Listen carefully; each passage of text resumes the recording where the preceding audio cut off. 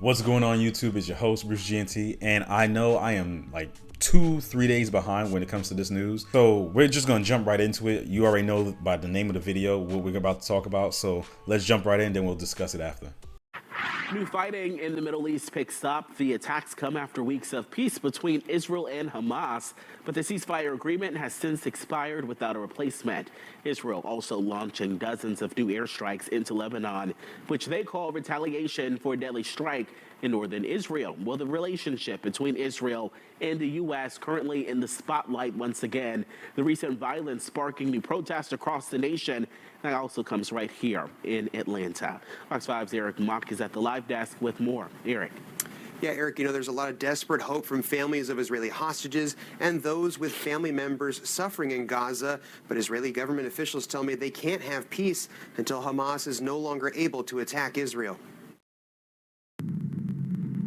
It just has been so heartbreaking. Atlanta Palestinian-American activist Ghada El-Najjar has lost so much to this war. More than 100 members of her family have been killed in Gaza, but she had hope for her relatives who were still living there when the ceasefire between Israel and Hamas started in January. A moment to recover, just breathe a little, to go back and check on their homes, whatever is left of them. But that ceasefire agreement expired and the two sides did not agree to terms for the second phase. Israeli Defense Forces resumed airstrikes in Gaza this week, killing hundreds of Palestinians. We can't have any hope or expectations that any peace is possible in the near future. Protesters in Atlanta demonstrated outside the Israeli consulate in Atlanta, condemning the breaking of the ceasefire. We took questions directly to the Consul General of Israel of the Southeast, Anat Sultan Dadon. She lays the blame squarely at the feet of Hamas. They should be standing with us in demanding of Hamas to finally lay down their weapons and release the hostages.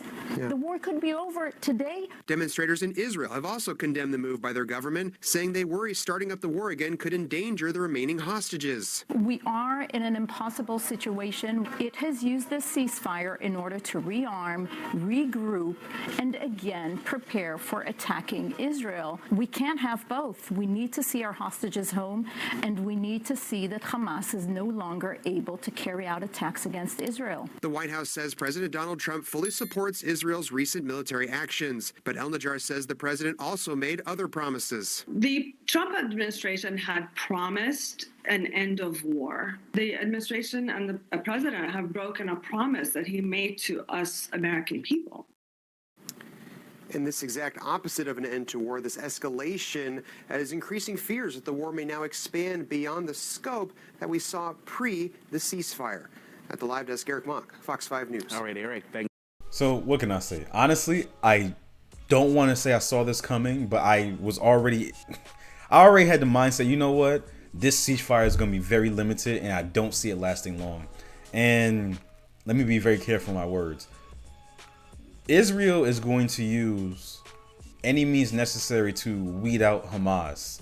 In other words, if it twitches, they're going to see it as Hamas. And when I say Israel, I don't mean the Israeli people, because I've said it before on this channel and other videos. The Israeli people do not like Netanyahu. They don't. They wanted him out, and it's only because of what happened in October in 2023 that he was able to kind of regain power and regain favor within Israel and between the Israelite people. So this is going to be a situation, and this is all legend, speculation. This is going to be a situation where anything that moves in that area in Gaza, they're automatically going to say it's Hamas, and we got to make sure that we take care of it because they want to bomb us out. Israel going to use any type of tactic possible to say, you know what, they're threatening us. And like I've said many times before, I have no skin in the game. Not my monkeys, not my circus. I do not care. That's not my business. Now, when I say I do not care, I'm not saying I do not care about the loss of life. What I'm saying is that I think we should not have any dealings over there because it makes no sense for us to jump all the way across the pond and deal with something that has nothing to do with us. With that being said, I don't know what's going to happen. The people that are protesting the U.S. and Israel, being kind of simpatico and on the same side. My thing is this: you guys don't want war. No one wants war. I'll scratch that. I'll say this: there are two entities that want war, and I'll be very specific when I say this.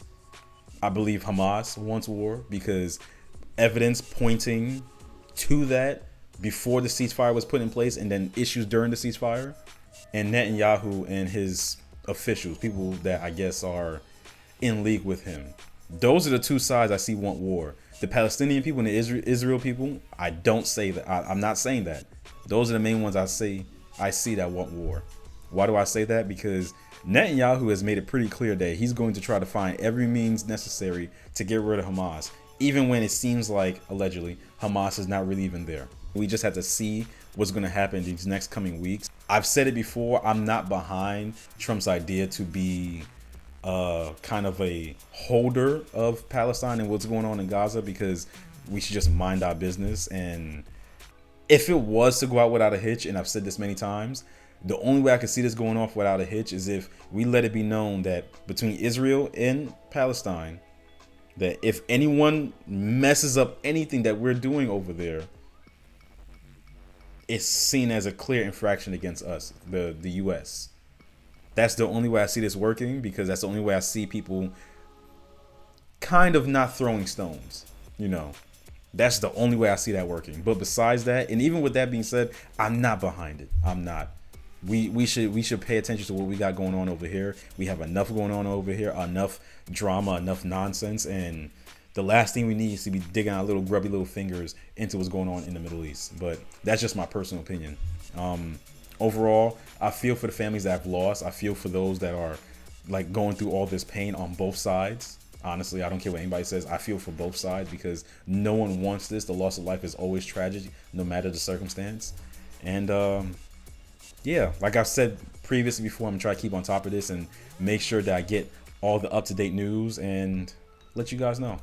So you guys already know the drill. If you enjoyed the video, leave a like, comment down below. Tell me what you think is going to happen within these coming weeks of Israel and Hamas kind of going at each other. Mostly, I'll say this, is mostly Netanyahu being very proactive in rooting out Hamas.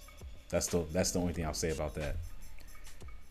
But yeah, subscribe if you want more. Peace.